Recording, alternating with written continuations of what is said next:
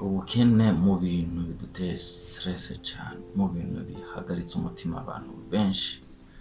Ubukene reka mvuge ati wakwa kuza kuri nimero ya mbere, ariko ubukene si ikintu si karonda, ubukene si iragi, ubukene si no muvumo wanashaka. Ubukene ni ikintu gishobora guhinduka, kandi ni ikintu ufise ku ijambo rya nyuma, no kuvuga urashobora kugihindura.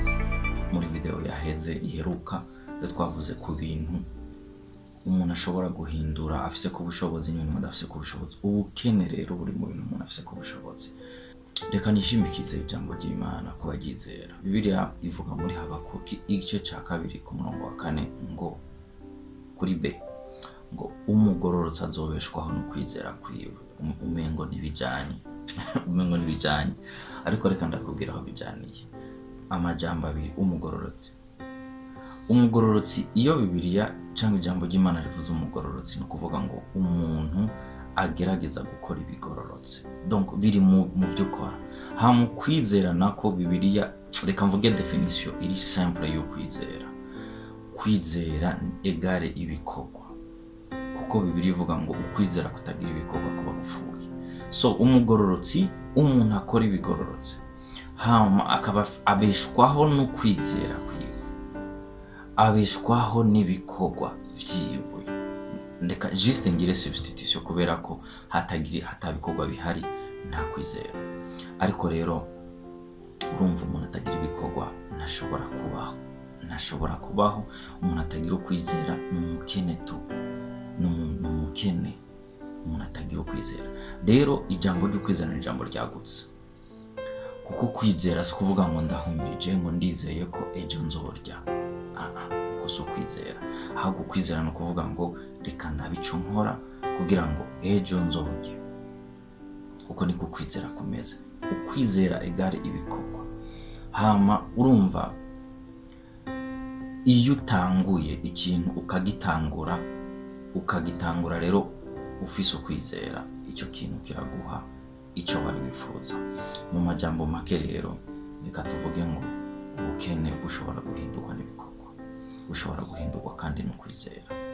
Muri ibyo bikorwa rero no kumenya ibikorwa ukora ivyo ari byo, ibikorwa ivyo ari byo.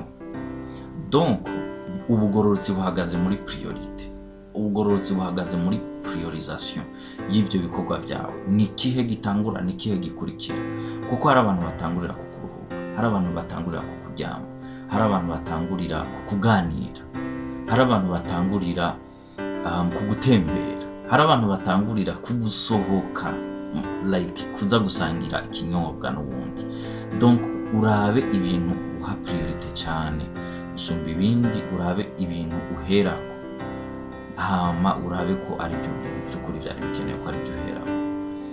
Ibikorwa ni ijambo ryagutse cyane, kandi ubugororotsi, kumenya ibintu bigororotse umuntu ashobora gukora, kuko hari ibintu dukora bitagororotse pe, ugasanga bigutesheje umwanya, ugasanga biguteranije n'abandi, ugasanga mbere bikugira ingaruka mbi, bikagira n'ingaruka mbi abagukikuje.